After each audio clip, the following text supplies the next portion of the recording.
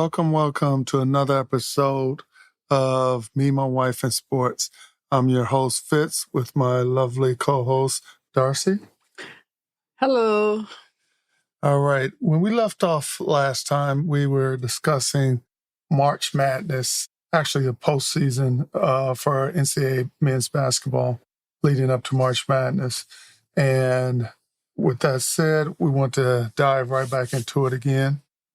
Darcy, did you know that March Madness is a trademark by the NCAA? So folks cannot use that phrase or any form of that phrase along with several other... Like you're doing? Oh, I can use it. Okay. I just can't put it like on a banner or promotions or anything. Advertise it. Exactly. Okay. Anybody can say it. March Madness, March Madness. Okay. But you just can't promote, like if you were doing a basketball pool, you can't advertise as Darcy's March Madness pool. You know, they can come for you.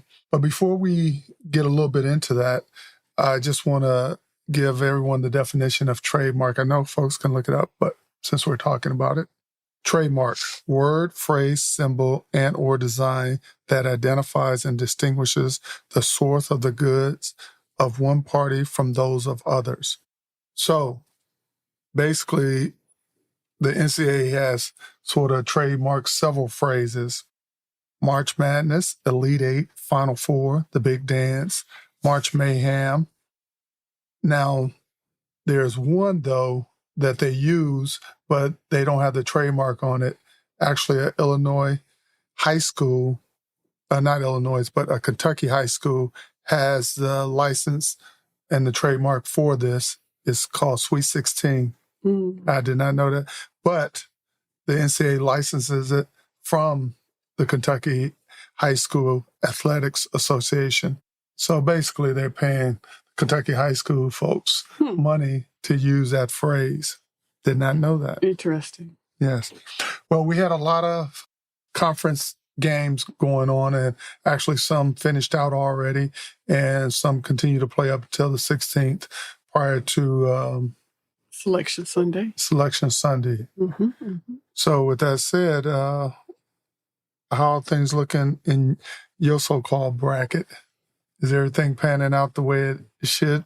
So I don't have my bracket. I'm not even thinking about my bracket yet because it's too early to start thinking about bracket. Right now, you got to be thinking about where people are going to be seated.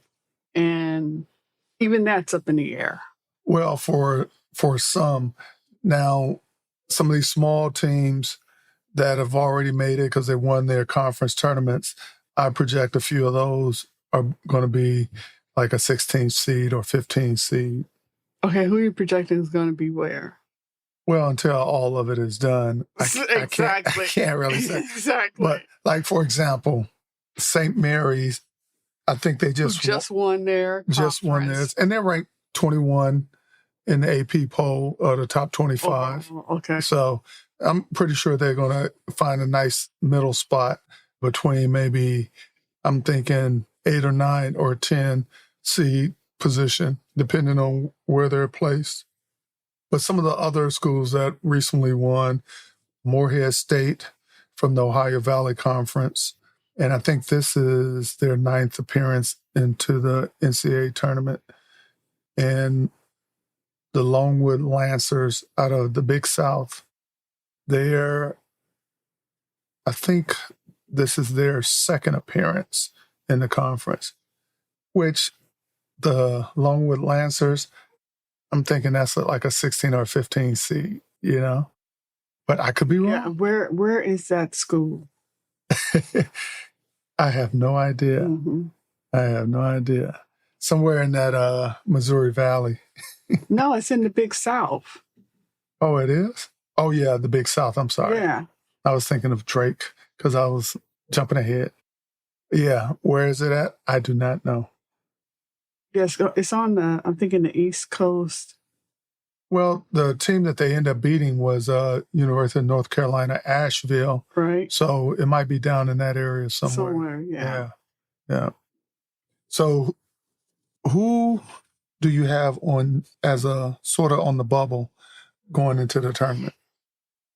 It's like we know with the ACC, we all know that Duke and North Carolina and Clemson pretty much are in. Okay, so Florida Atlantic, they're a bubble team right now, I think. What conference are they? They are, oh my goodness, you would ask that. Well, while you think about that, like I mentioned with the ACC, North Carolina and Duke and Clemson, I think are shoe-ins. I think on the bubble is Virginia, Wake Forest, and maybe Pittsburgh. And depending on how they do in their tournament, might be the nudge that they need. Now, my favorite conference, the Big Ten, we know Purdue, Wisconsin, Illinois, they're pretty much in. Now, the maybes can be anywhere from Iowa to Ohio State to Northwestern or even Nebraska and maybe Michigan State. But we know Michigan the Wolverines are out of it. But Florida Atlantic is in the American Athletic Conference. Oh, okay. Okay. So they're on the bubble. But then you have Iowa in the Big Ten. Yeah. Number 7 seed. I agree with you. You know, I agree. They're going to need to beat Ohio State and Illinois to get in. And I think even if Illinois loses in their conference play, they'll still get in. And then you have Villanova in the Big East. I'm not a big Villanova fan, but yeah. Yeah, but they're coming in at number 6, and they now have to beat DePaul and get past Marquette.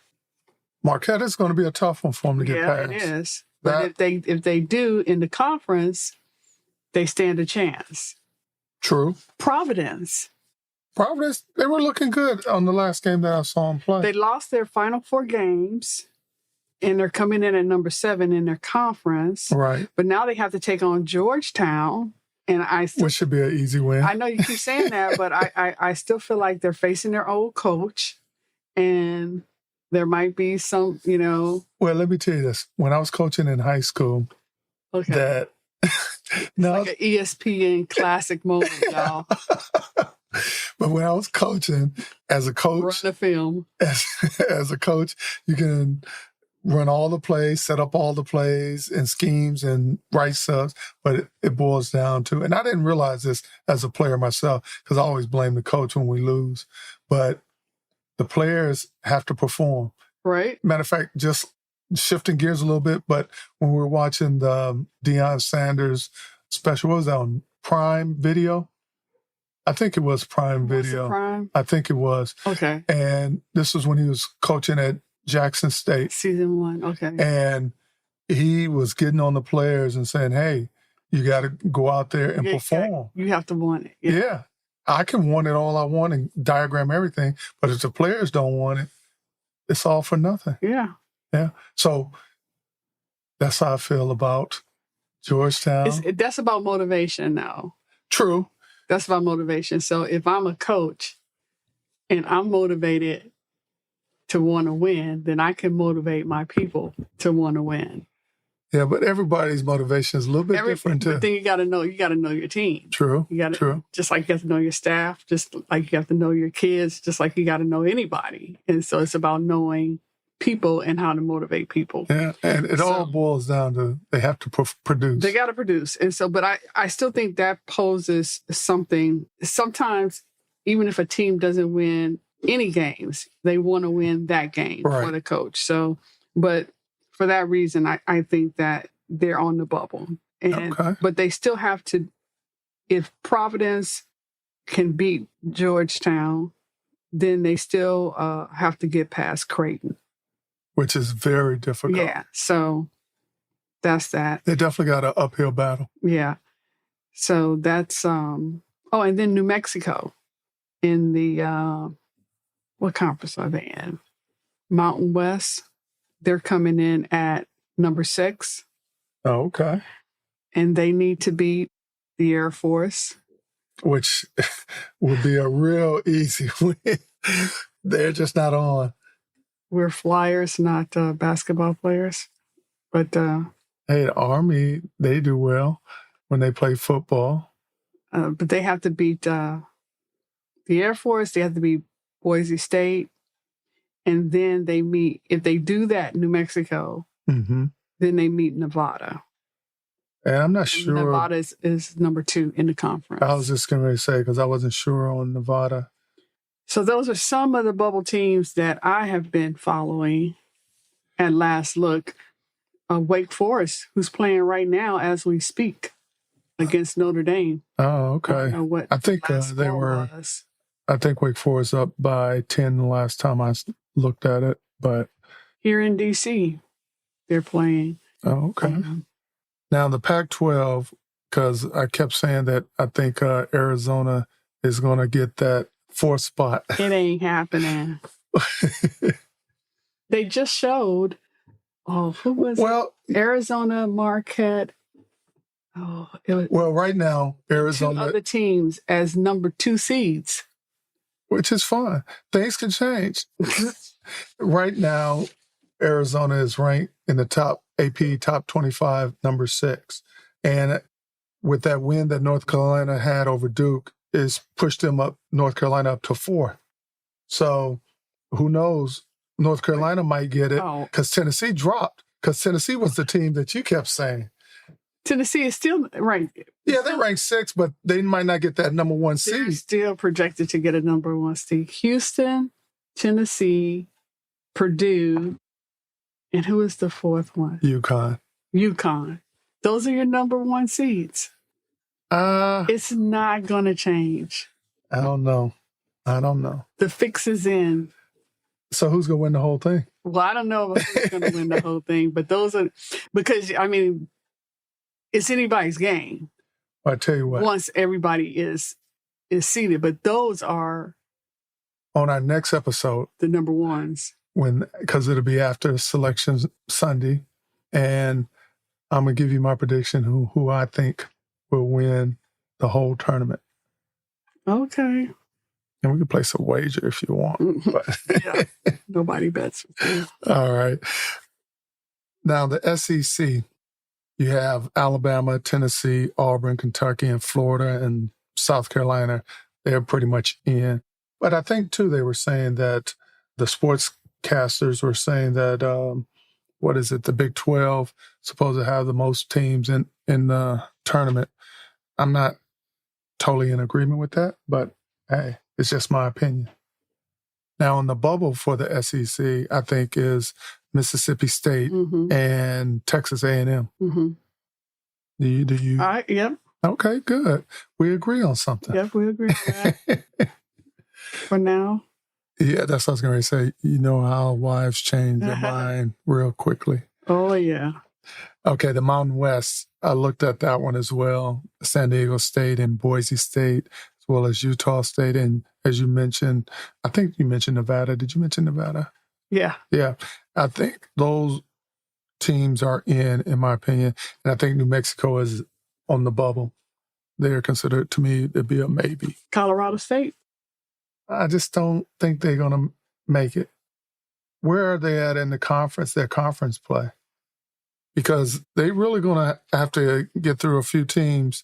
They need to beat San Jose State. So I don't know if they have played that game yet. Okay. That's the Mountain West. Well, you keep looking for it. No, they don't start their conference until, today. Today, yeah. Today. Mostly everybody's starting today because you have, Oklahoma and TCU playing probably right now, as well as UTSA and Temple, Xavier and Butler, San Jose State and Colorado State, and Nicholas and McNeese, as well as LaSalle and St. Bonaventure. So let's check on, because they should have played that game by now. So let's see if they have the results. And what team is that? Colorado State and San Jose State. They would have needed to beat. Colorado State is ranked 7 in the conference. Well, that's the conference. In their conference, right? Yeah. They might be still playing. I'm not sure what time they played today. Now, I'm hoping alma mater do something, which is Duquesne University. They actually have a pretty good record this year. I think they only have 11 losses, if I'm not mistaken. And of course, when I was playing, I think we only had one winning season, and we were 16-15. So, what year was that? But we were in a conference play, and we upset one of the teams in the conference and played in the conference championship. So, because everybody expected us to lose, and I'm gonna tell you a funny story. When we won, our coach, he jumped up and was celebrating with us. And in his breast suit pocket was plane tickets. He had plane tickets for the next day to fly out because he didn't think we were going to win. So that goes back to instilling confidence and motivating your players. You think we were motivated after that? No, we lost. But the team we played in the championship was way better than us. I can't remember whether it was, I think it was St. Joseph at the time. And they beat us, of course. But that's having faith in your team by having plane tickets already. Oh, my goodness. Your vacation schedule with the family. That's messed up. Yes, I thought so. Did y'all all stop and look at? You know what? I don't know if everyone saw it. I'm always watching and having a keen eye, and I saw it, and he did a quick pickup, but I saw it.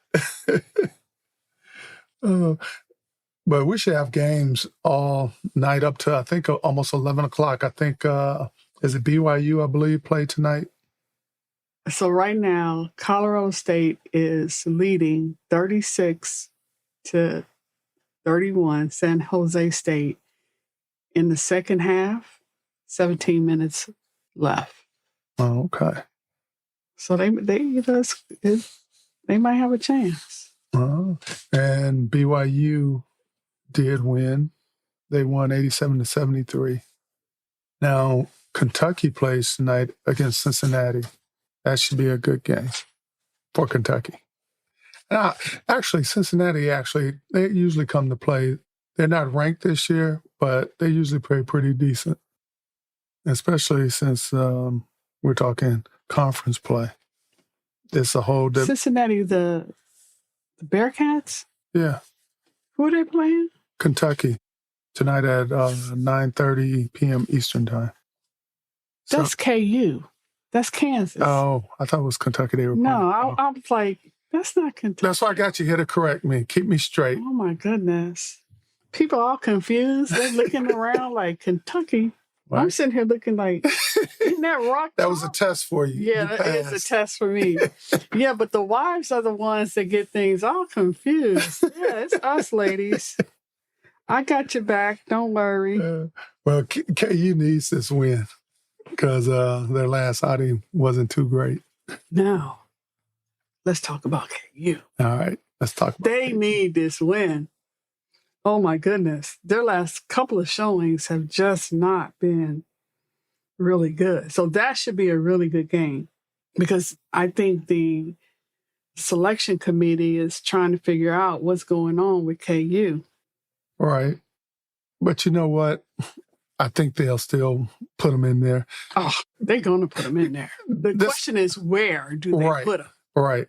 They're going in because that's all they've been talking about is that they've never been lower than a number 4 seed. Oh, really? In the last couple of years. Oh, okay. And Bill Self, the coach, is just like, if you watch him on the sideline, he's like, what are we doing? What are we doing? I don't know. What are we doing? What's going on? I don't know. And I think that the committee is also thinking that as well. So they're going in. There's no doubt. The question is, where are they going? And how is somebody who maybe should rightfully be in the place that they get? So do you think the committee might put them in an easy bracket to help them out? Well, it's going to be interesting to see. Just like it's going to be interesting to see where Duke goes and where North Carolina goes. I want the names of all the people that sit on this committee. Oh, it'd be nice to know. Who is this committee? We always hear about these committees, but you never get the names of these people. Cool. They never show their faces. Well, actually, Where's the transparency? they do show them. When? Every now and then they'll show, I don't think it's all of them, but they'll show a few of them when they're doing When they're sitting at the computers? when they're trying to figure out who goes where and who makes the league. I don't think they show all of them, but I think they show a few of them. I don't know if it's like the chairperson or somebody who's running the whole thing, but I don't think I've ever seen all of them. You know, they're like a grand jury. Like, you never know who these people are. Well, that way, I guess you can't come after them I guess so. and blame why your team wasn't where they're supposed to be.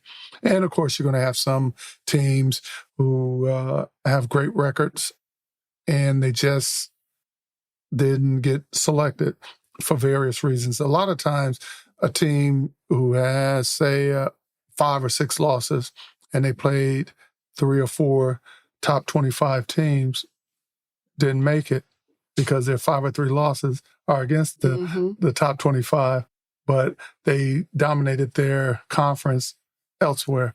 And I told you, like, they were talking about entertaining criteria like sportsmanship, Right. court storming, running up scores, things like that. Like, all of those type of things are criteria that if it's not a clear decision, Well, when you then the selection committee can take those things into consideration. when you say court storming, you talking about the fans? Like the fans, like how are you going to control the fans? and that's what the announcers were saying. Like, stop trying to regulate every little thing. Like when we get to a point where we feel like we've lost control of something, then we try to make a rule or regulation against it instead of holding people accountable. Right. Just hold the kids accountable or make it clear what the consequences would be, but don't penalize the players or the whole team or the whole fan base for what 1 or 2 people might start. Right. It's not fair. That something like that is not fair. Or that's just a part of what the kids get to do, especially they were specifically talking about it at the North Carolina and the Duke games. Like, they're going to come out on the court. They're standing the whole game. So if you're in Duke and Duke wins, those kids are coming on the floor. Just, you got to be ready for that. And that's what they were saying. Right. They're coming on the floor, have enough security in place to get the team off the floor, to get the coaches off the floor, to block off. Yeah, you're not going to have enough security. Like you said, plan for it. Yeah. You can plan for it. You can plan for it. You can plan for it, but they plan for it at Alabama games, and they have all the state troopers at all of those games. You can have them at the basketball games if it's a home game and it's a big rival like those games are, and they don't happen but 2 or 3 times a year. Plan for it, but don't penalize. Oh, I agree. It shouldn't be penalized. And then don't hold that against the team and the fan base when it comes down to Selection Sunday. That should not be part of the criteria. And that's what the announcers were talking about. Right. How it's getting to the point where they're trying to use this particular event to control every little thing that they can't control. Right.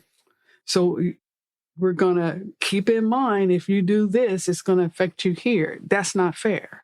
You're taking something away from the traditions, the culture of the school that the kids have always enjoyed and look forward to being a part of. And they shouldn't be penalized for that. Okay. Well said. Well, before we wind down, I wanted to get your opinion on the scuffle that happened between South Carolina, I think it was LSU. Was it LSU? Yeah. And what's her name? Cordoza? On the last shot? The game-winning shot? Well, not the game-winning shot. This was the brawl. Cordoza shoved Johnson from the other team to the ground, and pretty much a lot of folks got ejected. I don't know if you were able to see the video on that or read up on it. But the question was the fact that everything that transpired was the penalty of the ejections justified. In my opinion, yes, because you just can't lose your cool like that. And the fact that she wasn't, and I get it, she's running to the aid of her teammate because she didn't like what was transpiring, Cardoza that is, but she just can't run over there and push a girl to the ground because she didn't like the way how her teammate was being handled. Yeah, I didn't hear about that, so I'm gonna have to look into that. But again, they're taking these things a little too seriously. And granted, we don't want anybody to get hurt, but South Carolina has too much at risk, right, to allow their reputations to be scarred, tarnished by something like that. Keep it classy, ladies. You come this far, right. Your record speaks for itself. Right. You got to be undefeated, beyond reproach at that point. You don't need to get into those type of incidents when you are undefeated. Right. Right. And everybody's coming for you. Everybody's coming for you. You got to know that everybody's coming for you. Like we've been watching, like you said, we was watching these sports shows, and everybody's saying like at a certain point, you stay off of social media. Right. Because somebody's going to say something to trigger you. Right. And to take your mind off the game. And so you got to know that going into the game as well. Like the trash talk, you got to laugh it off. You got to be bigger than a lot of that. I'm sure that the Coach Stanley, was not at all happy with that. She couldn't have been. Oh, I'm sure. I didn't see any post-game interviews, but I'm sure there was something. Yeah, I'll look into that. I'll look that up because I've been real happy about South Carolina and what the women's team has done. Right. For that to happen is unfortunate. Right. All right. Sounds like a plan. So I will wait to hear your response to that on our next episode. With that said, that brings our show to an end. If you have any questions or comments, shoot us an email at memywifeandsports@yahoo.com. And Darcy, closing words? We appreciate the comments and look forward to always hearing them. And as in parting, your mate is a reflection of you. Have a good day.